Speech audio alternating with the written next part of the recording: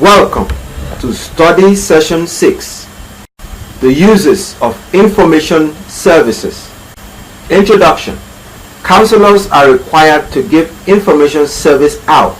Such need not involve persuasion or advice. School counselors normally collect, organize, and assist in the utilization of information.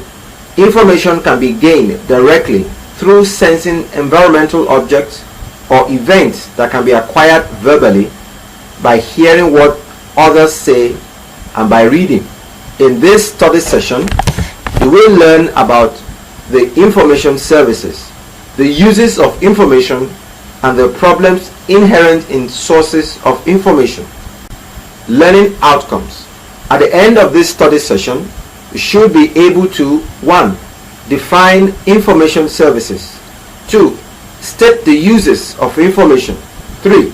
Discuss the problems inherent in sources of information. Meaning of information. Shutter and Stone are of the opinion that information services is desired to provide students with greater knowledge of educational, vocational, and persuading opportunities so that they may make better informed choices and decisions in an increasingly complex society.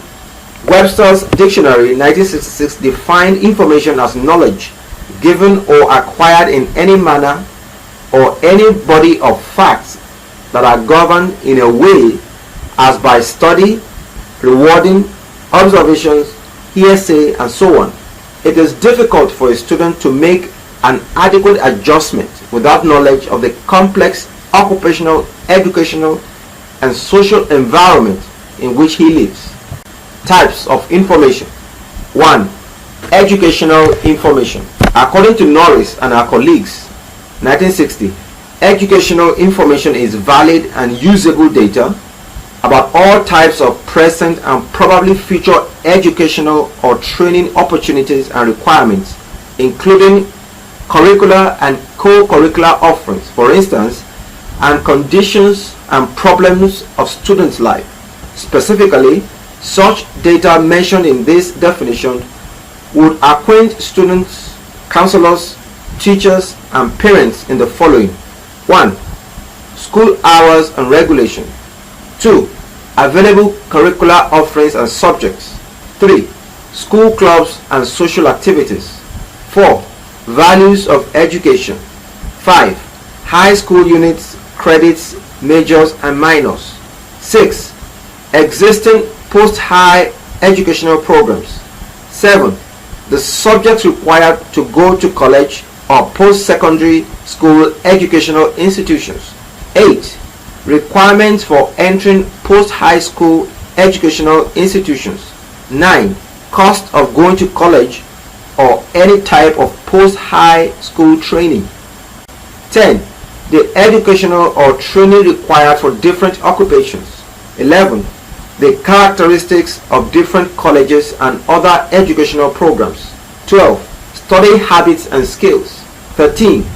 Scholarship, students, ways of financing post-high school education. 14. Correspondence of schools. 15. Accreditation of educational programs. 16. On-the-job training opportunities and programs. 16. Students' social life and cultural opportunities in post-high school educational programs. 2. Occupational information. Occupation information is valid and usable data about positions, jobs, and occupations, including duties, requirements for entrance, conditions of work, rewards offered, advancement pattern existing, and predicted supply of and demand for workers, and sources for further information. Thus, occupational information would include data relevant to the following items. 1. The labor force, size, composition, geographical factors, sex, ratio, age distribution, major industrial groups, the occupational structure and major occupational groups. 3. Work trends including labor supply, population changes, public demand for goods, technological changes. 4. Labor legislation. 5. Source of information for studying occupations. 6. Essential and critical occupations. 7. Duties involved in certain occupations, nature of work. 9. Qualifications necessary for employment in various occupations. 10. Preparation needed for various occupations. 11. Methods of entering occupation and methods of advancement. 12. Earnings and other rewards of various occupations. 13. Conditions of work in various occupations. 14. Criteria for evaluating occupational information materials. 15. Typical places of employment. 16. Meaning of work. 3. Personal social information. Personal social information deals with self-understanding and the understanding of others. Norris and her colleagues cite the following definition. Social information is valid and usable data about the opportunities and influences of the human and physical environment which bear on personal and interpersonal relations. It is that information about human beings which will help a student to understand himself better and improve his relation with others. Included but not constituting the whole are such broad areas of information as understanding self and getting along with others, as well as such specific areas as boy-girl relations, etiquette, leisure time activities, personal appearance, social skills, home and family relationships, financial planning, healthful living.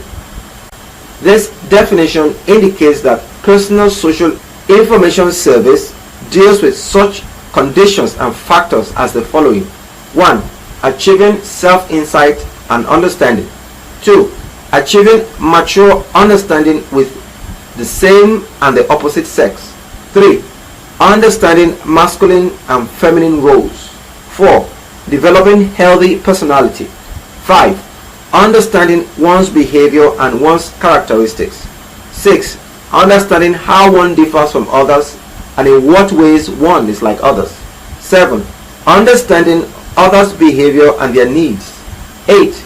Adjusting, accepting and understanding home conditions, family members and parental expectations.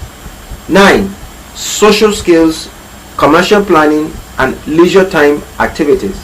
10. Knowledge of dating practices, sex information, marriage responsibilities. 11. Physical and mental health. 12. Personal appearance, manners and etiquette.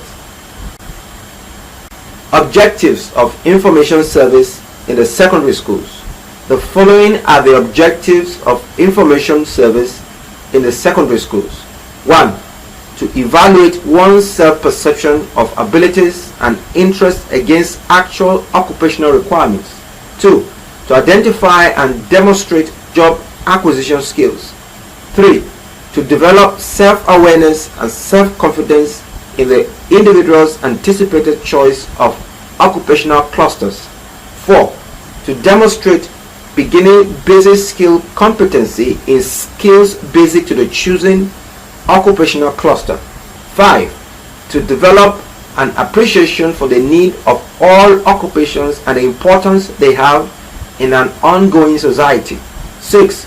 To develop procedures to obtain needed abilities and experiences required in the chosen occupational cluster. 7. To develop in the individual the recognition of a relationship between personal values and the influence of significant others upon his occupational choice. 8. To learn to lessen the discrepancy between where the learner perceives he is and where he wants to be. 9. To learn to apply the decision-making process to the personal identification of the tentative occupational choice. 10. To become involved in the selection of an anticipated job or role based on the individual's attitude, values, education, and occupational awareness. 11. To present understanding of broad fields of work. 12. To develop means for aiding students to study intensively a few selected occupations or educational training facilities. 13. To become fully acquainted with occupational and educational opportunities in the community. 14. To develop tentative educational and occupational plans based upon thorough self-study. 15. To present specific techniques to aid in meeting needs confronting school learners, such as obtaining employment, continuing an educational program, or establishing the home. Uses of information. With the types of information services and objectives discussed above, the following uses of information have been identified. 1. Assurance use. Information data may be used to assure that the students have confidence in the appropriateness of decision. 2. Evaluative use. Informational data may be used to check the accuracy of students' knowledge and understanding of a decision. 3. Explorative use. Information may be used to help students explore and study all alternatives of possible choices or decisions. 4. Information use. Data are used to add to student knowledge of occupations, choices, changing conditions, and the like. 4. Readjustive use. For students who have markedly inappropriate goals, information data may be used to help them reorientate to different levels of goals or objectives. 6. Synthesis use. Information data may be related to other personal data such as tests. This encourages the synthesis of a pattern of behavior. 7. Verification use. Informational materials may be used by students to verify and clarify choices, opportunities, and decisions. How to obtain information. Ipaye has advised in his book Guidance and Counseling Practice that to obtain information, individuals have to 1. Ask people who know or who should know. 2. Write for prospectus, handbooks, and other relevant literature that could give individual information on areas of their interest, or write to inquire about things. 3. Visit different sources and places to see things for themselves. Collect literature and, if possible, take photographs and sketches. Copy charts and graphs. Places to visit include secondary institutions, industries, commercial houses and firms, ministries and corporations. Discuss with people, friends, employers, employees. 4. Observe people or to listen to discussion on radio, TV, read advertisements and posters. 5. Stock available booklets, pamphlets, and so on, which provide information on various aspects of guidance program. 6. Cut out information from newspapers, weeklies, and other magazines and file these in your information file. 7. Attend shows of educational and vocational relevance, seminars, and symposiums. Above all, keep an information notebook. This is especially useful for entering to cover information picked up before forgetting it. Search through the internet for recent information. Problems inherent in sourcing of information. Information is not to be collected and used wholesome, for it is one thing to collect various information that are otherwise adequate, valid, or not. Information collected from sources like government ministries, local government council offices, local industries and companies, sister colleges, local clubs, and organizations may have some limitations, which are: 1. That information from any of those sources is inevitably biased towards the main objective of that source. 2. That literature from one source rarely pays attention to what obtains in another source. For example, literature from an industry may contain information about employment opportunities, but the information as to the relevant educational course a prospective candidate should take or have taken is often inadequate. 3. That in Nigerian situation, most jobs as advertised require some years of experience. Often this requirement is not indicated in handbooks 4. That generally, occupational information as contained in the literature available from the sources mentioned above often tends to emphasize the economic while omitting the human dimension of careers. In other words, they tell us about pay, hours of work, promotion, prospects, and other economic fringe benefits or deficits as the case may be, without a mention of social interaction available.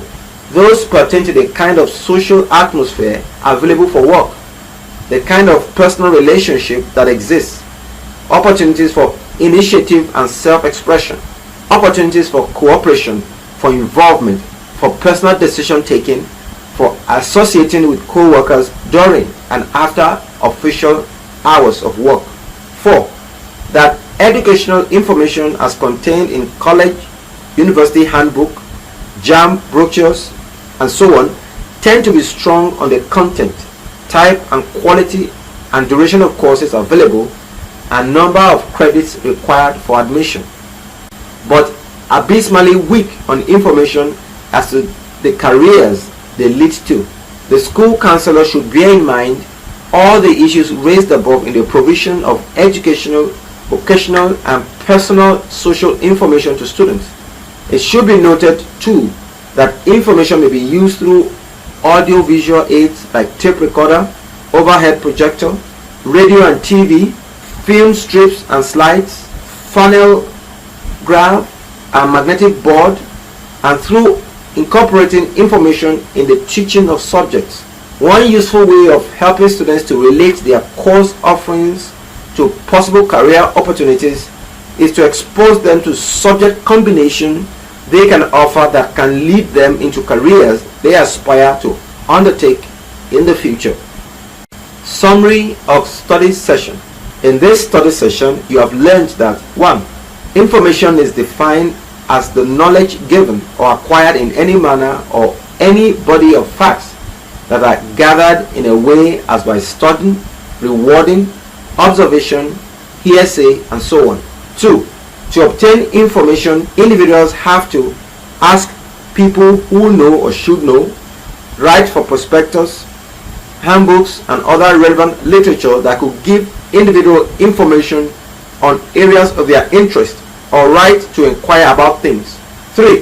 The following are types of information: educational, personal and social, and occupational information.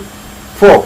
Information collected from sources like government ministries, local government council offices, local industry and companies, sister colleges, local clubs, and organizations may have some limitations. We have come to the end of study session 6. Thanks for listening.